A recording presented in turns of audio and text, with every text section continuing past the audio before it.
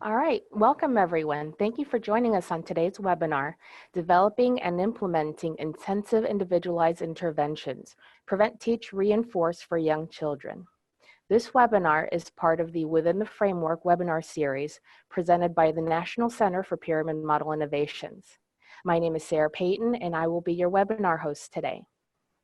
With us today are Glenn Dunlap and Janice Lee, authors of Prevent, Teach, Reinforce for Young Children. Also with us is Lisa Fox of NCPMI, who will be facilitating our question and answer session. Welcome, everyone. Now I will go ahead and yield the floor to Glenn Dunlap. Thank you, Sarah. Good day to everyone. And hey, it just worked. So hopefully it'll continue to work. Thanks for joining our webinar on Prevent, Teach, Reinforce for Young Children, or PTR-YC. As Sarah indicated, my name is Glenn Dunlap, and I'll begin this session by describing what PTR-YC is, what it's used for, and when and by whom it can be used. I will also describe in outline form how PTR-YC is to be implemented. Following my part, I will relinquish the mic to my colleague Janice Lee, who will describe in more meaningful detail the steps of PTR-YC with a case illustration. And then we expect to have time to discuss any points or questions that you might have. So, what is PTR-YC? First, it is a model of positive behavior support. It is a model of PBS that is explicitly designed for implementation in group settings serving young children. Second, it's a standardized model of behavior support. What this means is that each step in the process is fully explicated. In some respects, it is scripted so that users know exactly what and how to do what needs to be done. But of course, the procedures are still individualized because every young child and every setting and every circumstance is different. So the model is both individualized and standardized. And I hope that makes sense to you. So who and what is PTR-YC for? PTR-YC is not for everybody and not for every case of challenging behavior. It is for children whose behaviors are seen as the most troublesome in a teacher's classroom. These are children with the most severe and persistent of challenging behaviors. These are usually disruptive or destructive behaviors and have proven to be resistant to even high quality, universal and secondary strategy. These are children who are in need of highly individualized and intensive attention. We always ask that classroom-wide and targeted strategies be attempted before resorting to PTR-YC, because PTR-YC requires time and concentrated effort, and you should only be using it if you really need to. Also, PTR-YC is for teams who can come together in a focused and committed way to help those children, these particular children, learn adaptive social emotional behaviors. The model is above all a concerted effort to help specific children learn to abandon their challenging behaviors in favor of more pro-social developmental trajectory. I'm assuming this is familiar to you. This is the pyramid model. Here it is. PTR-YC is for the top of the pyramid, for the most severe and persistent behaviors that require the most individualized and intensive support. And this is the PTR-YC manual. This manual is sort of indispensable if you plan to use PTR-YC. So if you plan to use PTR-YC, get a copy, borrow a copy, buy a copy, illegally photocopy a copy. no, don't do that. This manual is indispensable because it provides essential details about the process, details about assessment and intervention, and it includes the forms and tools needed to implement the process. This manual was published by Paul Brookes in 2013, so it's about 6 years old now, and we've been getting a lot of good feedback about it, and we genuinely hope that it's useful for you. PTR-YC is part of the pyramid model family of products that is published by Paul Brookes. I certainly recommend that you take a look at their catalog in print or online and take a look at what else that they have available, because they generally offer good stuff. Now, PTR-YC was not created out of thin air. It is based on the approach of positive behavior support and more immediately on its predecessor this year, Prevent, Teach, Reinforce, which is a model for elementary and school-based teams. This particular manual was first published in 2009, and it is now actually in a second edition. So it's been used across the country and in many other countries, and a good deal of research has attested to its usefulness and effectiveness in many situations. More recently, there is a PTR model for applications in homes and communities, with families being the primary agents of intervention. Very cleverly, this is referred to as PTR for families. If you're interested in family support or know people who do support in families, in family homes and so on, this might be of some value. All right, some features of PTR-YC. First of all, as I've indicated, all of the strategies, assessment, and intervention that we'll review shortly are based on research. They're just not plucked out of thin air. They have solid foundations. And we know that they can be of considerable use. Second, PTR-YC relies on team-driven decision-making. It's the team, the people in the classroom, and the child's families who know about the child, and the essential decisions about what interventions to use and when are made by the team. Third, as I've indicated, PTR-YC is manualized with detailed steps for designing and implementing intervention plans. And then another key feature is that all of the behavior intervention plans include at least 3 components or 3 intervention strategies. There are antecedent manipulations. There is teaching, instructional strategies for building important social communication skills, and strategies involving the use of individualized reinforcement. So let me summarize very quickly. What does PTR-YC require? Number 1, a serious pattern of challenging behavior that cannot be resolved with general classroom practices or simple interventions. Number 2, a team that is focused on building a child's competence and resilience while respecting the functional properties of challenging behavior. Respecting the functional properties of challenging behavior is important because challenging behavior is meaningful.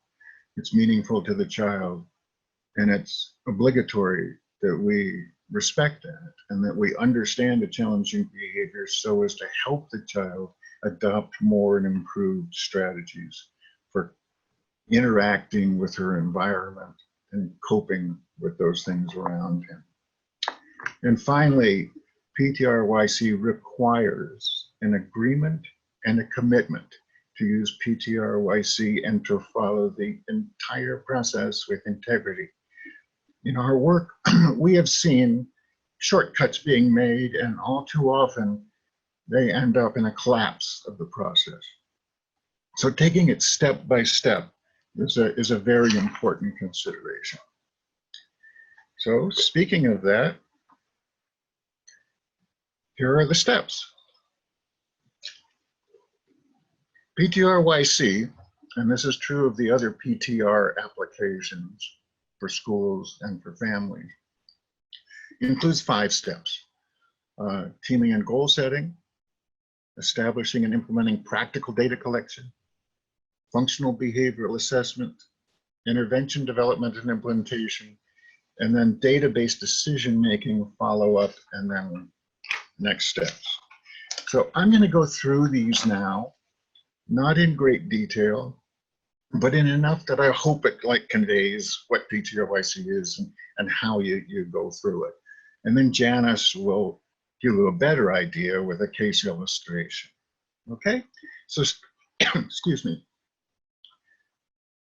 Step 1 is teaming and goal setting. The first step is to establish a team. And for the most complex and challenging situations, establishing a team can even be the most important step. In a group pre-K setting, the team has to include the teacher. But it can and often should include a behavior specialist, paraprofessionals, related service personnel, administrators, and of course, parents or other family members. You want people who know and care about the child and people who will play a role in designing and implementing the plan. Also, one of the team members will be the facilitator. This is the person who knows most about PTR-YC, who probably is in possession of the manual, and is familiar with functional behavioral assessment and positive behavior support. The facilitator is key because she is the person on the team who will guide the process and make sure that everybody on the team is aligned with the process and taking things step by step, and that everybody contributes. She doesn't direct what people do, but as the term indicates, she facilitates. Having somebody in the center of the team is key. I want to emphasize that the team needs to be united, unified, and committed to seeing the process through for the benefit of the child. Having unity is critically important. If you have a divisive team, for example, team members who'd rather see the child placed somewhere else, that often leads to disintegration and even sabotage. And that's just not okay. So establishing a unified team dedicated to a clear purpose is very important. When the team is established, now, let me also mention that sometimes the team is small, like just the teacher, an aide, and a facilitator, or sometimes the teacher is the facilitator. Sometimes just the teacher and a parent. But it's important to have everybody who interacts with the child and who's responsible for intervention to be affiliated and to be associated with the team. And the more involved the challenges are, the more important it is to have more people involved. For example, if you need extra resources, having an administrator is critical, and so on and so forth. Now, when the team is established, the team meets to agree on goals, and the goals always begin with one challenging behavior, the most urgent priority challenging behavior that should be targeted for reduction, and one appropriate behavior or desirable behavior to improve. This is also usually a social, emotional, communicative skill. Okay, the team is established. The next step is to establish a system of practical data collection. This is for the purpose of progress monitoring. Data that are collected need to be efficient, valid, and reliable. And we recommend collecting data with what we call what is a behavior rating scale, or BRS. This is the form that we recommend for this purpose. Now, let me emphasize that the team needs to get together and arrange how these data are going to be collected. There is a 5-point scale for collecting daily ratings on desirable behavior, as you can see that up near the top, and also challenging behavior down below. Each entry requires a rating on the magnitude of the challenging behavior as well as the desirable behavior.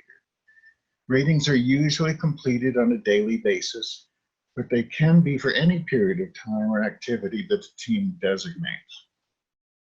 Now, the columns where you see running down under desirable behavior 5, 4, 3, 2, 1, etc. These are for the daily ratings from 1 to 5. For example, one team was working with a 4-year-old named Larry. Larry had a problem with hitting his classmates and adults. For Larry, a rating of 1 meant no hits, like a really good day. A rating of 2 meant 1 or 2 hits. A rating of 3 meant 3 to 5 hits. A rating of 4, getting worse now, means 6 to 9 hits per day, and a rating of 5 is 10 or more episodes of hitting. For desirable behavior, the team specified verbal requests. The idea was for Larry to make requests verbally rather than hitting people. And for desirable behavior, a rating of 1 meant no requests, not a good day. And it went up to a level where Larry was using requests often. As the days go by and data start to show a pattern, this form can actually be used to show a graph indicating progress or lack of progress. Janice will demonstrate that in a few minutes when she presents the case illustration. Collecting data with the behavior rating scale takes only a few minutes or less per day once the system is organized. The person who makes the rating should be the person on the team who is in the best position to observe the child's behavior. Usually that's the teacher, but it could be a paraprofessional or somebody else. It's important that the data on the BRS form is consistent with team members' impressions. And in some cases, if the behavior rating scale data don't conform very well to what people are seeing, then something's wrong. And it's important for the team to go back to the drawing board and rework as necessary that aspect. So the behavior rating scale then is collected on a daily basis, and before long, you start to see a pattern. And this occurs before intervention, as does step 3. Functional behavioral assessment. First of all, most importantly, the goal of an FBA, or functional behavioral assessment, is to develop an understanding of a child's challenging behavior pertaining to antecedent and environmental influences, that is, what's happening around the child that influences the occurrence of challenging behavior. Second, the function of challenging behavior. What is the motivation? Why is the child performing it? What does the child get from displaying challenging behavior? And also, what are the effective reinforcers that maintain the child's challenging and also desirable behaviors? With a functional behavioral assessment, when information is obtained, then that information is summarized, and the understanding is summarized in what we call a hypothesis statement. And that will be used to create the behavior intervention plan. Now, I know you're aware that there are many, many different methods for conducting functional behavioral assessment. And many are just too complicated. They're too time consuming. They're too sort of esoteric, at least for typical staff to carry out. In the PTR approach, there's a simpler and more efficient strategy that's proven to be successful the majority of the time. And that is what we're going to present now. It basically relies on the observations of people who know the child well. These are usually people on the team, but they may include other people as well. People who know the child well, have observed the child's challenging behavior over days, weeks, sometimes months in a variety of situations. So there are 3 checklists that we ask these people to complete. One of the checklists is just explicitly for antecedent influences. One is for function of challenging behavior related to the teach, and one is for consequences. Each checklist just takes a few minutes to complete. Most teams have individuals complete them, and then they come together as a team to discuss them.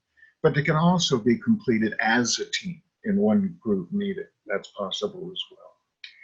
Data from the checklist are then summarized on forms that then lead to effective and efficient intervention plans. I'm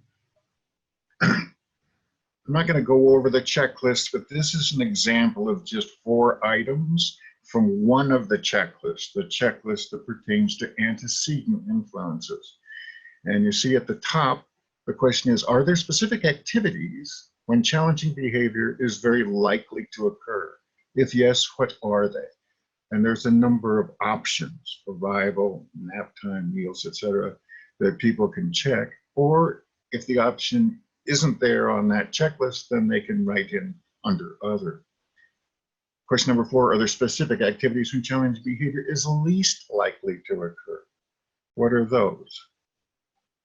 The next question, are there other children or adults whose proximity is associated with a high likelihood of challenging behavior? So as you can see, these relate to antecedent influences. What are the conditions under which challenging behavior occurs a lot, and what are the conditions under which it does not occur much? So there's 3 checklists like that, and that makes up the FBA process under PTR-YC. Step 4 is intervention. When FBA is complete, the team meets with summary information to develop a behavior intervention plan. The PTR-YC manual includes descriptions of many evidence-based options with descriptions and examples of how the interventions are to be implemented. As I said, there are 3 categories of interventions: prevent interventions, teach interventions, and reinforce interventions. All behavior intervention plans in PTR-YC include at least one strategy from each of these categories.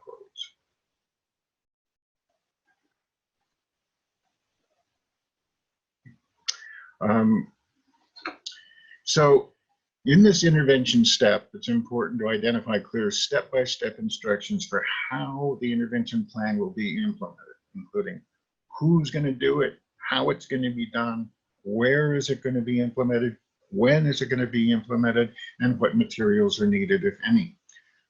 Again, the manual presents this information, but the team selects those interventions that are the best fit for that setting and that circumstance, and that they're comfortable in using.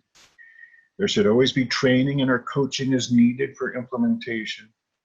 And it's important to have regular checkups to identify when progress will be reviewed, how decisions will be made, and the criteria needed to discuss next steps.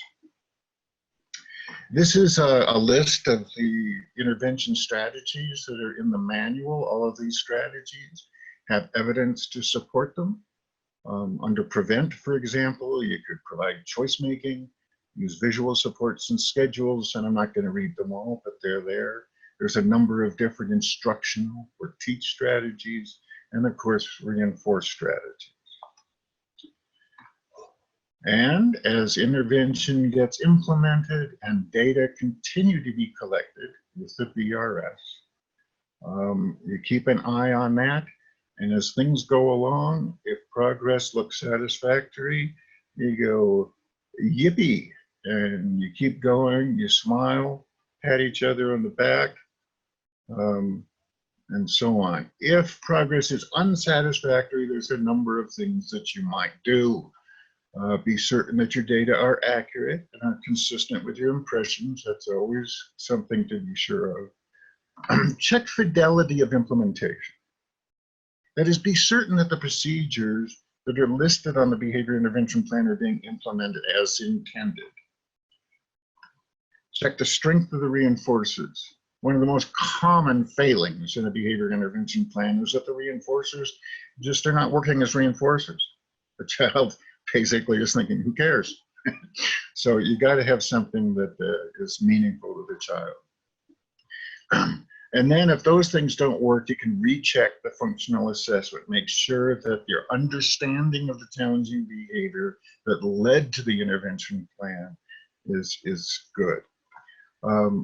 After that, you meet periodically, consider adding behaviors to the behavior intervention plan, share results with families, share with colleagues, and definitely celebrate your successes.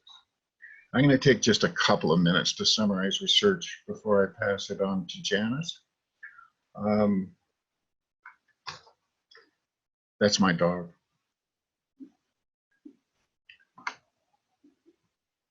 With regard to research, there is a tremendous empirical justification for the strategies we described under PTR-YC.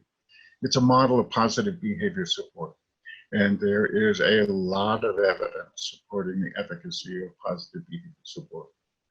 PTR-YC is derived from PTR, as I explained, the school-based model, and there are numerous studies, including a large group randomized controlled trial documenting favorable effects of PTR.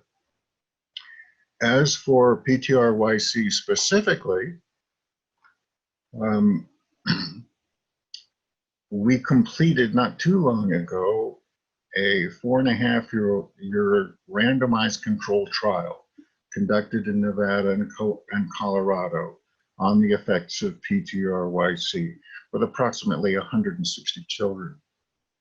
We compared PTR-YC to basically business as usual, or the strategies that the classrooms were already using to address challenging behavior. And we found statistically significant effects favoring PTR-YC on children's challenging behavior, social skills, and appropriate engagement.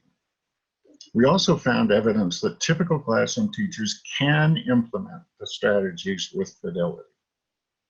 Finally, I wanted to add that our colleague Hattie Harvey and her associates at the University of Alaska in Anchorage recently completed a single case experimental design with preschool children with challenging behaviors in the Anchorage schools.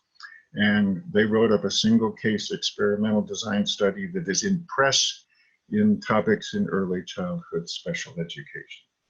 And so with that, I am going to relinquish the mic and turn it over to Janice. So Janice, I think you've got the comm. Thanks, I'll take that and go with it. All right, just a quick reminder that the Q&A session will be after this section. So if you have a specific question, we're just encouraging you to type those in to the Q&A section so that we can answer your specific questions. So let me share with you one of the cases from our research study that was just shared.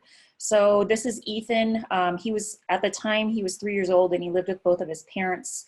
He attended a school district self-contained classroom for preschool age children and kindergartners that had an autism diagnosis. In his classroom, there were 8 children and 4 adults. So we do realize that the ratio was fairly low. And so there was 1 certified teacher in early childhood special ed and then 3 paraprofessionals. For this particular case, the team members included his parents, his teacher, 2 of the teacher aides, and the PTR-YC facilitator. And in terms of his goal setting, his primary challenging behavior was aggression, and that included hitting, kicking, and or throwing classroom items and materials. And the team wanted to really address Ethan's ability to communicate his desires and feelings. So essentially functional communication, because at the time he had some verbal language and he could use single word requests, but he did that with very low frequency. He had very good verbal imitation skills, but he very seldomly used independent use of functional language. So that was the primary goal for his team, his school team, and also for his family as well. His aggressive behavior was demonstrated consistently. He often had multiple occurrences per day. And in his classroom program, it was a 21 and a half hour a week program at the school district classroom that he attended. So I will show you his behavior rating scale just really briefly. So we're jumping ahead to step 3 in terms of the functional behavior assessment. Here is just a summary of what we found from the checklist. So again, for his challenging behavior for aggression, it was most likely to occur when going to a non-preferred activity or leaving a preferred activity. And the function that was hypothesized was to escape or avoid this transition to a non-preferred or delay the non-preferred activity. And when that occurred, he often received adult and peer attention. So for his desirable behavior and regarding functional communication skills, we wanted to utilize visual supports, introduce and use a token board functionally, and implement a first-then schedule, so that he could request his desires and express his feelings more socially appropriately, and also to utilize a safety signal by utilizing timers to help him know when events were coming and also when preferred events were going to be ending. And what was identified from his reinforced checklist where he enjoyed time on the iPad, he also enjoyed candy and social interactions, including high fives. So to summarize what the information from his functional behavior assessment, this was our hypothesis statement that when Ethan is asked to transition to a non-preferred activity, he demonstrates aggression, the hitting, kicking, and or throwing, and as a result, the non-preferred activity is delayed. So that was what drove the information to develop an intervention plan. So in step 4, developing and implementing the intervention plan, this is just a summary of what was included. So one of the prevent strategies that was identified was to use a token board for transitions. And what we started with was the token board was initially preloaded. So I'll show you a visual of what that looked like here very shortly. But essentially, the teacher wanted to have him be able to earn 5 tokens. So initially it was preloaded with 3, sometimes 4 tokens, so that he could access that very quickly and learn how to use that particular strategy and tool. His teach strategy was really to teach functional communication skills. Again, that's what the team identified as what they wanted to emphasize. And the teacher would provide Ethan with the specific things that they wanted him to say, because he was able to imitate verbal language. Giving him the actual words to say helped facilitate that process. So that a teacher or a classroom adult was available most of the time in the initial implementation phases to give him opportunities to practice this as much as possible. And then we would reinforce that desirable behavior with frequent verbal praise and give him as many learning opportunities as possible for that. And then there was a plan for how the process was going to be for if he engaged in any of that aggressive behavior. So this is a picture of what his token board looked like. So there were stickers in those 5 boxes. Those were his tokens that he had to earn. And again, at the beginning, they would be preloaded with 3, sometimes 4 tokens, so that he understood first what he needed to do, and then he would earn stickers, and then he would get access to a preferred item or activity. So in this example, first he would go to the bathroom. Once he followed the instructions to do that, then he could access the toy phone that he likes to play with. And then at the bottom is just a visual reminders of the rules and expectations for the classroom that many of you are probably familiar with. So what's on the screen now is Ethan's behavior rating scale. So at the bottom, as Glenn described, how the ratings are anchored.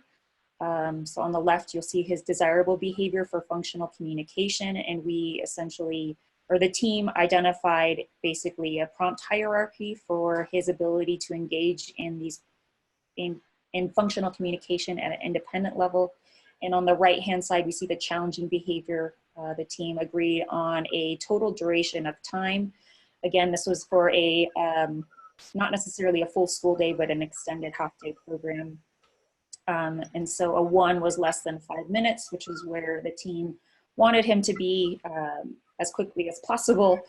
And then a rating of 5 would be 30 minutes of or more of challenging behavior.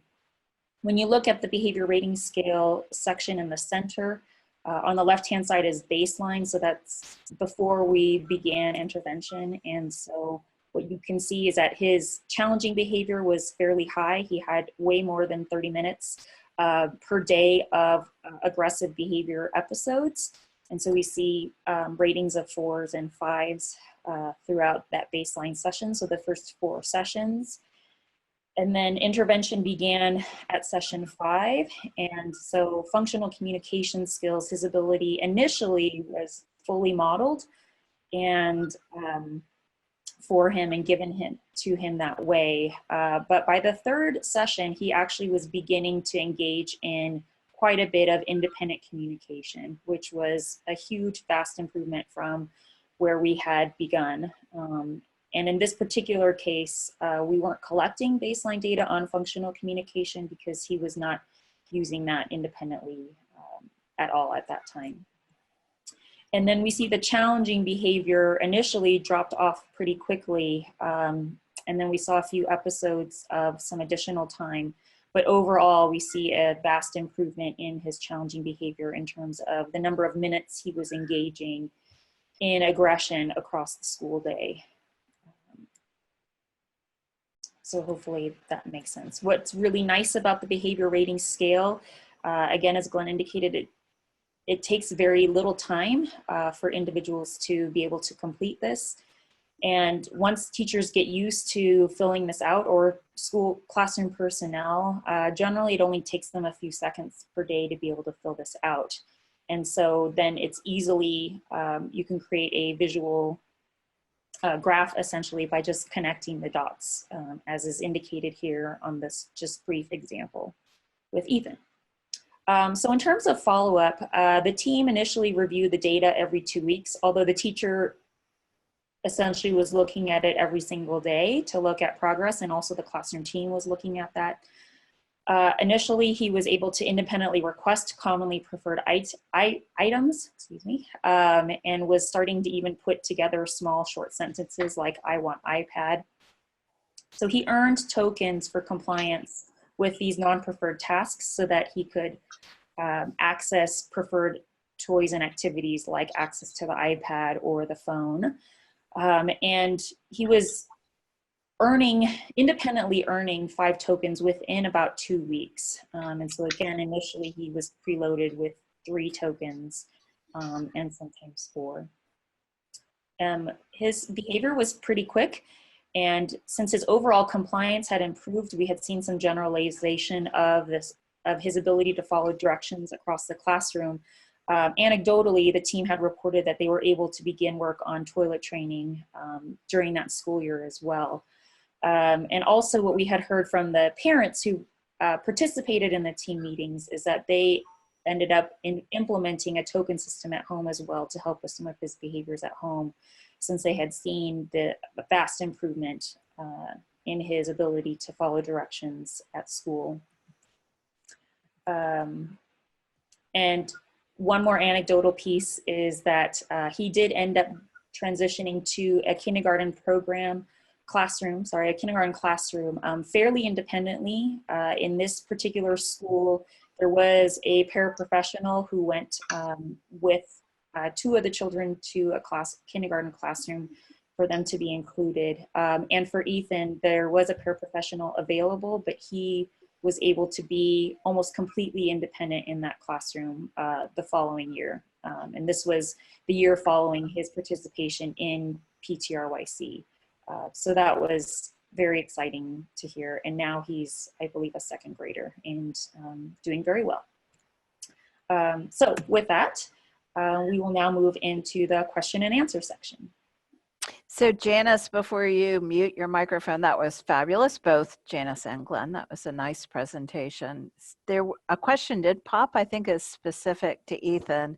So I'm gonna ask you to answer it. But while Janice is answering that specific question around Ethan and that case study, everyone else, all 100 of you, if you'll type in your questions for Janice and Glenn, we can answer the questions that you have. So there's a question about, and I believe it's Ethan's classroom is what the question is about, is were all the adults in the classroom trained in the pyramid model? And do you have a sense of how much were being, how much of those practices were being implemented with fidelity? That's a question that we get often. This classroom was not trained in pyramid model initially, and in fact, in our research participants, a large majority of our classrooms did not have pyramid model training. So in saying that, because we implemented and did teapot observations in all of our classrooms, and I believe initially with this particular teacher, she participated several times. But for this particular case, I believe her teapot was around 60%. So she was doing some of the general classroom practices, but I would definitely say that in the teaching social emotional strategies components, not much was really being done really specific and targeted within that particular classroom. And so throughout the process, this teacher began implementing more of the pyramid practices as they were participating in our study. But no, overall, there was not much pyramid model implementation occurring within this particular classroom. So while we're talking about Ethan, what about the kindergarten teacher? That's really exciting about that transition and his success. Did that teacher have training on the behavior plan or the strategies? She did not have specific training on the behavior plan and the strategies. And again, this is anecdotally because we weren't specifically in that classroom. So this was reported to us. But the paraprofessional was present to help with some of those pieces. And actually, by the time he got to the kindergarten classroom, he was able to follow most classroom directions, even given to the group, fairly independently for the most part. Great. So Glenn, we have a question about kind of the whole PTR in general. Is there an age that you can begin PTR? What's your recommendation? PTR-YC is designed for children as young as 2 years old. So it's designed for toddlers and preschoolers. The general model of positive behavior support, I think, is applicable throughout the lifespan. We don't have a model for infants, and honestly, I'm not sure how that would be put together, or if PTR-YC is really applicable for infants, but certainly for toddlers and preschoolers and so on. The PTR book, which is, as I mentioned, now in its second edition, is for elementary through middle school. Some of our colleagues have done some work in high schools, but that's obviously more complicated given the fluidity of high school environments, and also a little bit more challenging given the ubiquitousness of the external variables that affect teenagers in that way. And I don't have those data, so but the overall model, there's no reason it can't be applicable across the lifespan. And I'll put a plug in because you and Janice led a team to write a book on PTR families. So we also have a really nice illustration for early educators about how to use that with their supportive families.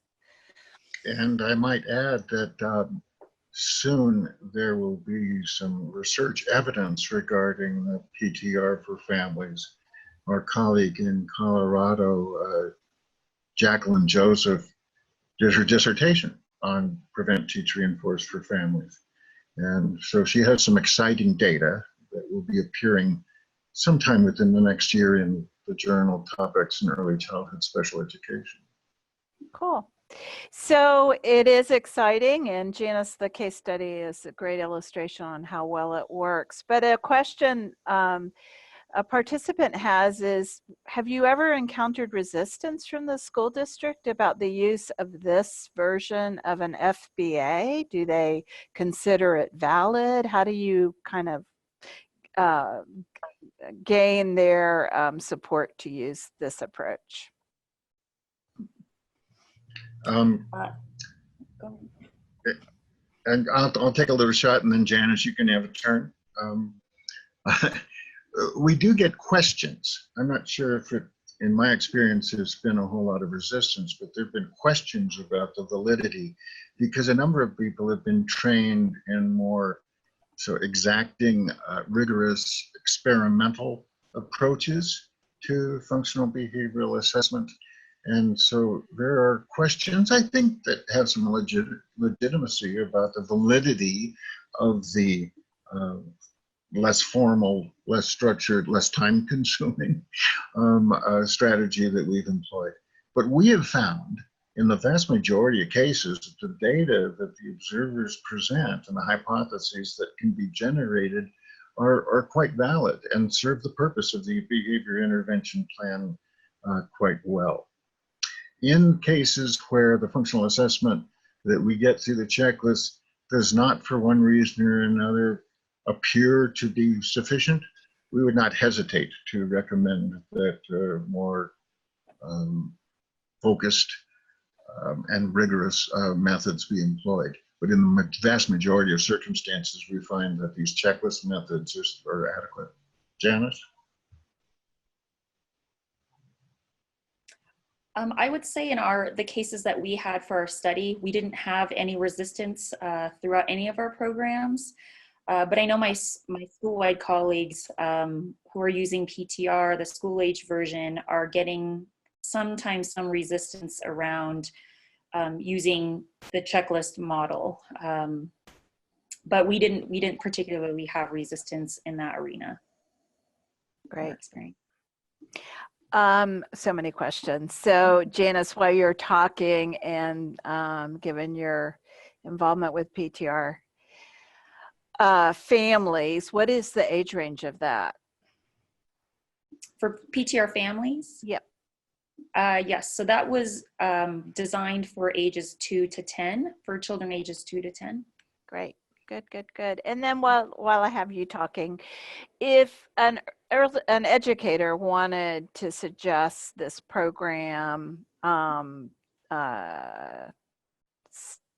a preschool program and kind of say, could we do this in our program? You know, how might you pitch that? That's a good question. Locally, we had that actual situation come up. Mm-hmm. And so thankfully the director was interested and on board. She was unfamiliar with this particular model. Mm-hmm. So, you know, in our work, it always comes down to relationships and having those conversations about being able to do that. And as indicated, having a commitment to wanting to do something like that is also very important, that everybody is feeling, you know, claiming a sense of responsibility for wanting to do something differently in the classroom, and willing to help support that child the best way they know how. So I guess the short answer is to be able to have a conversation about supporting the child to be as independent and as possible within the classroom, and to help the teacher with particular strategies around that. But that does also require somebody who can facilitate the process, who has expertise. So that's a challenge that I know many areas face in terms of having access to expertise in using positive behavior support. And then there's another kind of buy-in question. So what if we're using it and we or we want to use it with a particular family, how do you enter in that conversation with the family? I think for us, a lot of it was really framing the conversation around supporting the child as best as possible, to identify strategies that's going to work for that child, to have them be as successful as possible in that particular environment, addressing that quality of life component piece also, and again, to address social emotional strategies and competencies so that children can be in these group care kind of settings and classroom-based settings, to address those needs and to intervene as early as possible as well, to give them the skills that they need. Great.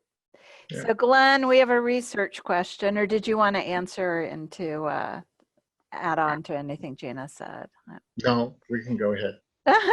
So somebody asked about the typical class size in the research classrooms. They were pretty typical classrooms, but what was the average class size? Do you remember? In the PTR-YC study, Yeah. I think they ranged from the smaller ones, such as the one that Janice described, that had but maybe 7 or 8 children, all the way up to class sizes in excess of 20. We did a lot of work with Head Start classrooms, some of which had 20 with 2 adults or 3 adults. And so, yeah, it ranged all the way. Great, good. And then, Glenn, there's a question about relationships. So one person asks, you know, we have so many relationship-based practices in the base of the pyramid, kind of how does that intersect in this approach? And someone else said, what about the relationship between the adult and child? So can you speak to that? Yeah, it's critical. Having, you know, a strong, positive, comprehensive relationship is essential. To have a team that really cares about the child, and the child knows that, and is there, to have the family involved, building those bonds makes everything more effective. If you don't have a foundation of a positive, healthy relationship, then it's unlikely that the procedures that we've described are going to be very effective. Great. All right, I'm going to ask the last question. Everybody's been really engaged, and I think this has been so informative. What kind of training might you need prior to picking up and using the PTR-YC? It's extremely helpful to have some training in positive behavior support and applied behavior analysis. But really the key issue, I think, is to have an orientation and an appreciation for the function of challenging behaviors. We find that there can be teachers without any formal instruction in positive behavior support or psychology or behavior analysis or these things, who can do just a wonderful job if they have an appreciation for the function and are open-minded about the kinds of modifications to the environment and supports that can be provided. So the question about what kind of training is requisite is sort of a tricky one, because yes, training in positive behavior support, knowing the procedures, knowing the principles, knowing the assessment strategies, and how it all gets put together is very valuable, and we certainly recommend it. But you know, having the right people with the key commitment to the child and to the family is just as important. Great, thank you. Well, thank you both so much. This was great. I'm hoping we can get you on again because I think there's a lot about PTR-YC that's exciting and many aspects of it more that we could learn more deeply about. So I want to invite all the attendees to visit our website, challengingbehavior.org. We have some nice information there. And you can sign up to get information about upcoming webinars and access to recordings and a whole bunch of pyramid-related resources. Remember that data are important to us in understanding what you want and how well we're doing, and meeting your needs for information is very important to us. So please complete the evaluation. You can also get a certificate of attendance if you would like that at the link below. This concludes our webinar. Thank you all for joining us and have a great day.